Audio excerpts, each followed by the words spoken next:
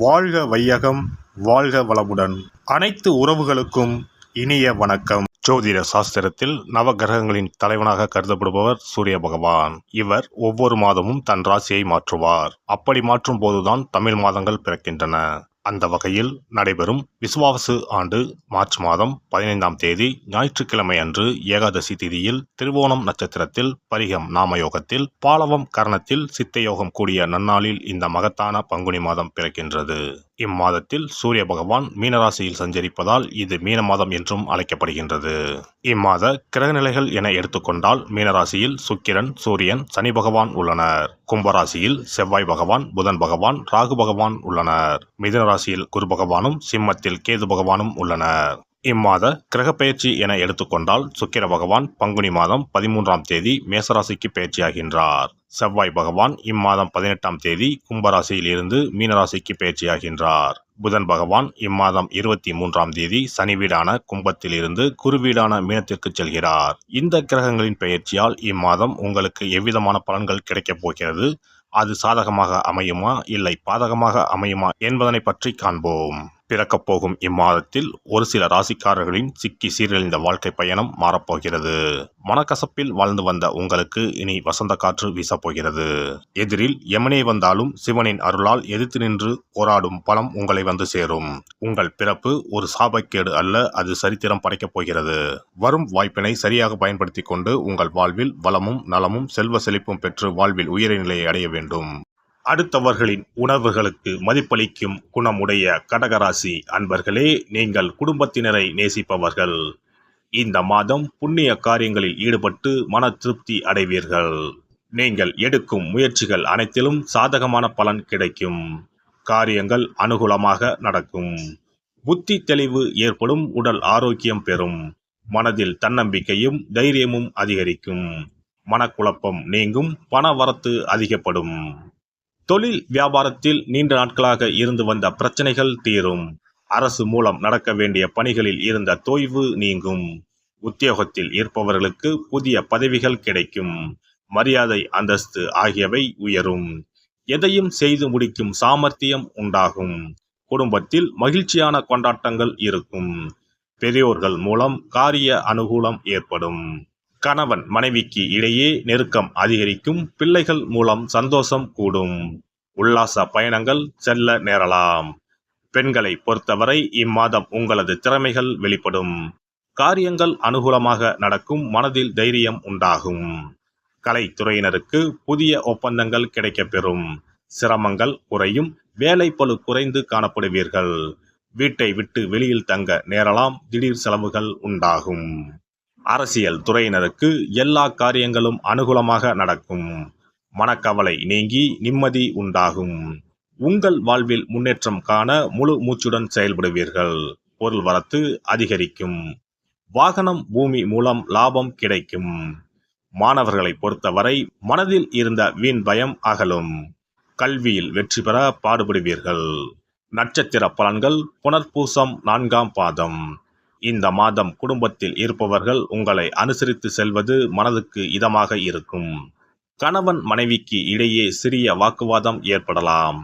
பிள்ளைகள் உங்களை புரிந்து கொண்டு நடப்பது மனதுக்கு நிம்மதியை தரும். பூசம் நட்சத்திரம். இந்த மாதம் சாமர்த்தியமான பேச்சின் மூலம் காரிய வெற்றி உண்டாகும். அடுத்தவரை நம்பி பொறுப்புகளை ஒப்படைப்பதில் கவனம் தேவை. மாணவர்களுக்கு கல்வியில் இருந்த போட்டிகள் விலகும். பாடங்களை படிப்பதில் இருந்த இடையூறுகள் நீங்கும். ஆயுள்யம் நட்சத்திரம். இந்த மாதம் துன்பம் வருவது போல் இருக்குமே தவிர ஆனால் வராது. மனதில் ஏதேனும் கவலை, பயம் அவ்வப்போது ஏற்படும். உங்களது பேச்சே உங்களுக்கு எதிர்ப்பை உண்டாக்கலாம். யோசித்து பேசுவது நல்லது. ஆன்மீக எண்ணம் அதிகரிக்கும். அருகில் இருக்கும் அம்மன் ஆலயத்திற்கு சென்று நெய் தீபம் ஏற்றி வணங்கி வர குடும்பத்தில் மகிழ்ச்சி நிலவும். நீண்ட நாட்களாக இருந்து வந்த பிரச்சனைகள் தீரும். சிறப்பு தொகுப்பு. கண் திருஷ்டிகள் அகன்று தடைப்பட்டு கொண்டிருக்கும் காரியங்கள் நிறைவேற செய்ய வேண்டிய பரிகாரம் என்ன என்பதனை பற்றி காண்போம். வாழ்க்கையில் நல்ல நிலையில் இருந்தவர்கள் கூட திடீரென்று பொருளாதாரம் இழந்து மன கஷ்டங்களுடன் வாழும் நிலை ஏற்படும். இந்த நிலை எதனால் ஏற்பட்டது என்று ஆராய்ந்து பார்த்தால் பெரும்பாலும் அவர்களின் மீதான கண் திருஷ்டிதான் காரணமாக இருக்கும். கல்லடி பட்டாலும் கண்ணடி படக்கூடாது என்று சொல்வார்கள் அல்லவா, அது உண்மைதான். இது போன்ற பிறரின் பொறாமை கொண்ட கண் திருஷ்டியினால் பலரின் வாழ்க்கை சிரமத்திற்கு ஆளாக நேரிடும். இது போன்ற கண் திருஷ்டிகளிலிருந்து எப்படி தப்பிப்பது? இருக்கவே இருக்கிறது எளிதாக கிடைக்கும் ஊமத்தஞ்செடி. தெய்வ சக்தி நிறைந்த செடியாக கருதப்படும் ஊமத்தஞ்செடியின் காய், பூ, இலைகள் என அனைத்தும் தீய சக்திகள் விரட்ட பரிகாரத்துக்கு பயன்படுகிறது. பொதுவாக ஊமத்தம் காய்க்கு கெடுதலை அகற்றக்கூடிய சக்தி உண்டு. நம் வீட்டில் உள்ள எதிர்மறை சக்தியை அகற்றுவதற்கு ஊமத்தங்காய் தீபம் சிறந்த பரிகாரமாகிறது. தெய்வீக மகத்துவம் நிறைந்த ஊமத்தங்காய் மற்றும் பூவையும் எடுத்துக்கொள்ளுங்கள். வீட்டுக்கு அருகில் இல்லை என்றால் நாட்டு மருந்து கடைகளில் கிடைக்கும். இந்த 2 பொருட்களையும் மஞ்சள் தண்ணீரை கொண்டு நன்றாக கழுவி விடுங்கள். சிறிது நேரம் அவற்றிலுள்ள ஈரம் போக ஆறவிட்டு பிறகு அவற்றை ஒரு மஞ்சள் துணியில் குலதெய்வத்தை வேண்டி ₹1 நாணயத்தோடு சேர்த்து முடிந்து வீட்டின் நிலைப்படியில் கட்டி தொங்க விடுங்கள். இந்த முடிச்சை வெள்ளிக்கிழமை அல்லது ஞாயிற்றுக்கிழமைகளில் தயார் செய்து வாசல் படியில் கட்டுவது சிறப்பு.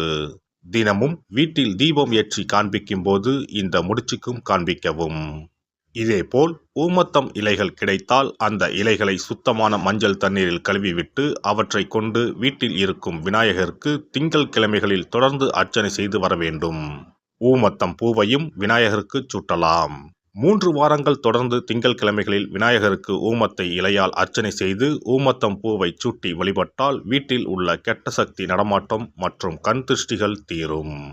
ஊமத்தம் செடியும் சிவபெருமானுக்கு உகந்த இலை ஆகும்.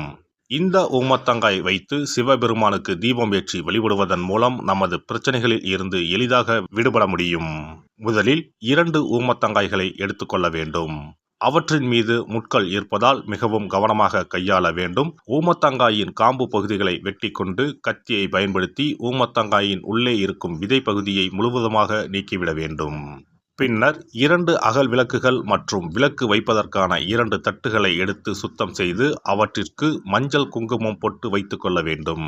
பின்னர் 2 தட்டின் மீதும் ஒவ்வொரு அகல் விளக்கை வைத்துக் கொள்ள வேண்டும். அதன் பிறகு எப்போதும் பூஜை செய்வதற்கு வைப்பது போன்ற வெத்தலைப்பாக்கு, பழம் போன்றவற்றை வைத்துவிட்டு 2 விளக்குகளையும் ஏற்றி சிவபெருமானை மனதார வேண்டிக் கொள்ள வேண்டும். எனக்கு இருக்கும் பிரச்சனைகள் அனைத்தும் தீர்ந்து இன்பமான வாழ்க்கை கிடைக்க வேண்டும் என வேண்டிக் கொள்ள வேண்டும். இந்த பூஜையை வெள்ளிக்கிழமை அன்று தொடங்கினால் தொடர்ந்து 9 வெள்ளிக்கிழமைகள் செய்ய வேண்டும். ஊமத்தங்காயின் மீது எவ்வாறு முட்கள் இருக்கிறதோ அதுபோல நமது வாழ்க்கையில் இருக்கும் முட்கள் போன்ற பிரச்சனைகளை அவை தீர்த்து வைக்கின்றன. இந்த பூஜையை நாம் தொடர்ந்து செய்து வருவதால் நம் மீது இருக்கும் கண் திருஷ்டிகள் அகன்றுவிடும். தீராத துயரங்கள் தீர்ந்துவிடும். பணம், நகை நம்மிடம் பெருகி வரும். சிலருக்கு கையில் சுத்தமாக பணம் இருக்காது. வறுமை தாண்டவமாடும். கடன் தொல்லையால் கஷ்டப்படுவார்கள். பண பிரச்சனையில் சிக்கி கொண்டிருப்பவர்கள் இந்த தீபத்தை ஏற்றினால் 3 வாரங்களில் நல்ல பலனை பெற முடியும். தொழிலில் நல்ல முன்னேற்றம் இருக்கும். கடன் பிரச்சனைகள் தீரும். உறவினர்களிடையே பகைமை இருந்தால் அவையும் மறைந்துவிடும். நோய்வாய் உள்ளவர்கள் இந்த தீபத்தை ஏற்றுவதன் மூலம் நல்ல பலனை பெற முடியும். பொதுவாகவே எந்த பரிகாரம் என்றாலும் அதை முழு நம்பிக்கையுடன் செய்தால் மட்டுமே முழு பலன் கிடைக்கும் என்பதை நினைவில் கொள்ளுங்கள். எல்லாம் வல்ல இறையருளால் நீங்களும் உங்கள் அன்பு குடும்பமும் உடல் நலம், நீலாயுள், நிறை செல்வம், உயர் புகழ், மெய்ஞானம் ஓங்கி வாழ்க வளமுடன். இந்த வீடியோ பதிவு உங்களுக்கு பிடித்திருந்தால் லைக் பண்ணுங்க, கமெண்ட் பண்ணுங்க, ஷேர் பண்ணுங்க, மறக்காம சப்ஸ்கிரைப் பண்ணுங்க, பக்கத்துல இருக்கிற பெல் பட்டனை கிளிக் பண்ணுங்க. நன்றி, வணக்கம். ஓம் நமச்சிவாய. சிவாய நம.